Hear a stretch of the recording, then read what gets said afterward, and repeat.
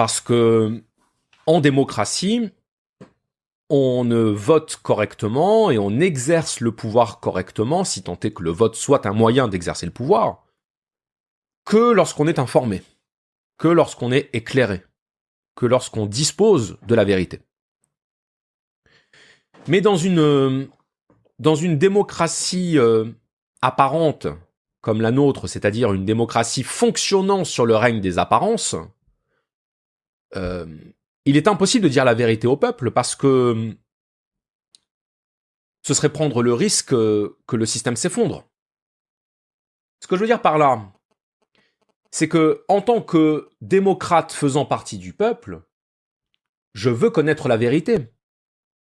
Mais si je me place du côté du dirigeant d'une démocratie qui sait ce qu'il risquerait d'arriver si le peuple connaissait la vérité, eh bien j'aurais tout un tas d'arguments pour dire que il y a des choses qu'il vaut mieux ne pas savoir. Alors évidemment, je le dirais pas comme ça. Je le présenterai d'une autre façon. J'invoquerai le secret défense, la sécurité intérieure, le risque terroriste, l'ingérence russe. Toutes ces choses, tu sais, qu'on utilise pour cacher la vérité derrière le paravent de l'intérêt supérieur de la nation ou de la sécurité.